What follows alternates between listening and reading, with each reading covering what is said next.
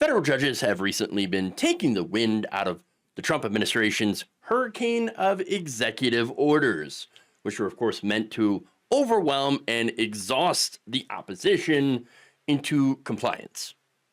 In the face of these judicial rulings that have in recent days have struck down or at least put on hold a variety of efforts by the Trump administration, both Vice President J.D. Vance and the billionaire oligarch Elon Musk have apparently decided, you know what we're going to do?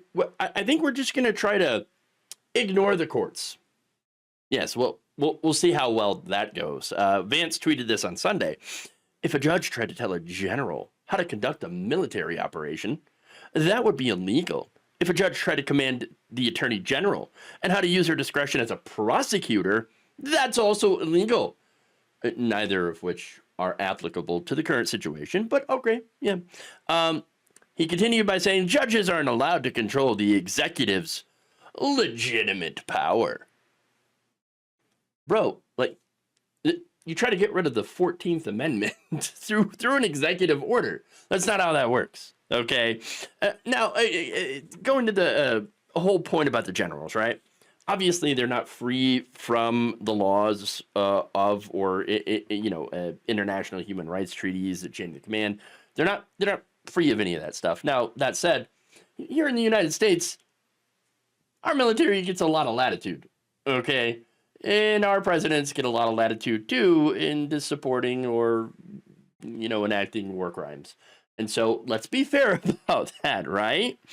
That said, there are supposed to be those who hold people in power accountable should they go outside the law, outside of the Constitution. The judges fulfill that role, which is why they cannot be fired by the executive branch. Here comes Elon Musk saying, hey, why don't we just fire people in the judicial branch?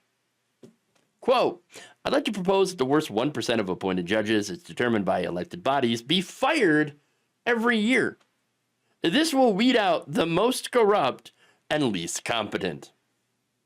Look, it's pretty clear that Elon Musk is using the word corruption as a way of saying, if you don't agree with me, you're corrupt. Oh, okay. And again, the word competence also means you agree with me. If you do agree with me, you're competent. If you do not agree with me, then you are corrupt. Ah, right. This is the megalomania that we are dealing with here. This guy thinks he's 100% correct on everything, even though numerous people have come out and been like, people who knew, who knew him, worked with him, worked for him, things like that, have been like, this guy has no idea what he's talking about. Now, just last week, by the way, federal judges were forced to block the DOGE takeover of the Treasury Department's payment system by his merry band of 20-something wunderkinds. Yes. Now, they also blocked the so-called fork in the road offer to federal workers that was mistakenly called a buyout. It wasn't a real buyout because, for one, Congress controls the purse strings and never actually sanctioned any of these so-called payments. And secondly, there would be no guarantee that they would actually pay. I mean, I just look at who's running the government right now. Donald Trump, who is famous, or you should say infamous, for not paying people. Yeah. But as I said, they just basically want to ignore the courts, ignore the entire judiciary, especially since Musk has been reposting stuff like this. These orders require substantial proof of immediate harm. They're used for emergency purposes only. Are we an emergency? I wouldn't say so. I highly doubt that allowing DOGE to view Treasury files on a read-only basis only qualifies as any of the above. First of all, that's not true. They actually had write privileges as well. Okay? But not allowing the Secretary of Treasury to access Treasury files is unconstitutional. Oh, no, Scott Bessent can go and access Treasury files if he wants to. But the 25-year-old with the name of Big Balls should not be able to access that. Doesn't have any reason to access these files. All right. Furthermore, They said, I don't like the precedent it sets when you defy a judicial ruling, but I'm wondering what other options are these judges leaving us if they're going to blatantly disregard the Constitution for their own partisan political goals. Bro, that is literally what you're doing. That is what you're doing. Look, DOGE is not a real agency. It has not been created by Congress. It is an outsider group that should not have access to our personal and private data, our social security numbers, our bank records. That's what they would have access to when they were in the system. Okay? What the court is doing is basically their jobs, right? And saying, whoa, you're not allowed, you're not sanctioned to access this data. Now, Musk melted down and called for U.S. District Judge Paul Engelmeyer's ouster. Quote, a corrupt judge protecting corruption. He needs to be impeached now. I'm sorry, but corruption does not mean things that I do not like. The stuff that I don't like, everything that I hate is corruption. Really? That's funny how that works out, isn't it? No, you know what corruption is? It's pay to play. That's what that is. Like, for example, getting unfettered access to vital government systems, or being able to simultaneously hold government contracts and then power over the treasury. That, because you gave $250,000 to the winning presidential candidate, that kind of seems like corruption. I don't know. It seems like it's corruption to me. I mean, could you think of anything else that would fit that description this well?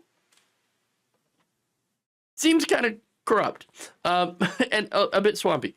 Now, that said, outside of the courts, there has been other pushback against Elon Musk, which is good to see because, he should not have this much influence over any administration. Okay. In an email to CNBC on Sunday, Duke Law professor Marin K. Levy explained that the state attorneys general and the judges and the judge in the Treasury case were all acting well within their authority. What we saw here was the judicial system working as it's supposed to. And many other experts said something similar. But now I want to go to a video here from with Representative Ilhan Omar from Face the Nation.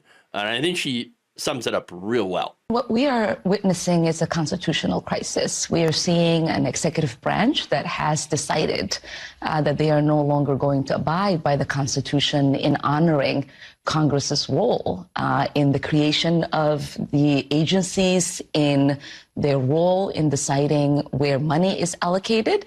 And so the only recourse we have, since our congressional leadership, the speaker, will not stop the executive, is through the judiciary. And this is, when you think about the checks and balances that we have, the courts are the only recourse we have at the moment. And we have seen, and when we talk about the illegality of what the executive is doing, we have seen every single executive order that has been challenged in the courts was found to be illegal. And that, I think, should give faith to the American people that our courts are working as they should. The checks and balances are working. What is not working is the way that the executive is behaving and the congressional leadership that is failing the American people. So, look, people like Ilhan Omar are incredibly smart. They're articulate. They're strong. And yet, they keep being sidelined by Democratic leadership. Okay, why is that?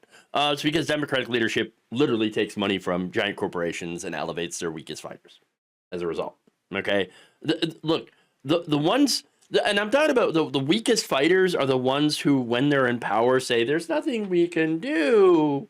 The parliamentarian, and then of course when they're in the minority, where we've seen since 2008, right, especially in the Senate. And I realize Ilhan Omar is in the House, but a lot of the Senate Democrats are sitting there saying, oh, there's nothing we can do. There's been a playbook since 2008 on how to grind Senate business, government to a halt. Okay? They used it. Mitch McConnell used it. Unprecedented obstruction. And yet those same Democrats that saw that being used against them when it came to healthcare are like, oh, there's nothing we can do to stop Republicans. Oh my goodness. We cannot stop Scott Bessent from being appointed to the treasury. We cannot stop Russell Vought from being appointed to run the OMB. We can't do, there's nothing we can do. All the time. Okay, it's the same kind of leadership that puts a 74-year-old cancer patient as the the head of the House Oversight Committee. It's a very, very important committee assignment that's supposed to hold this Republican administration accountable, and it's run by somebody who was part of the gerontocracy.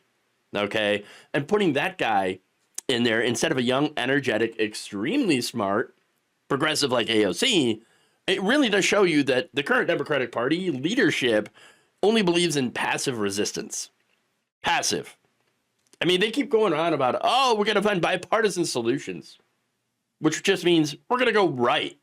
And this is all while Elon Musk is ripping the government apart and deleting agencies like the CFPB, for example, which are responsible for protecting consumers. And while JD Vance is like, you know what we should do? We should just ignore the entire judicial branch because we just don't feel like it. You know, we don't feel like, we don't like their orders. Look, I'm just saying, maybe this is not the time to play patty cake with Republicans when they're hell-bent on tearing everything apart just for the benefit of a few wealthy donors. But then, of course, you got to remember that some of these people in Democratic leadership, well, they work for those same kinds of wealthy donors. Thank you for watching. If you enjoyed this video, please like, share, subscribe, hit the bell icon in order to get notified whenever a new video is released. And if you want to support independent, progressive media through this difficult time where it seems like everybody is shutting down, you can become a member on our YouTube page, you can become a subscriber on Facebook, or you can go to my Patreon. It's patreon.com/Jeff Waldorf. Thank you.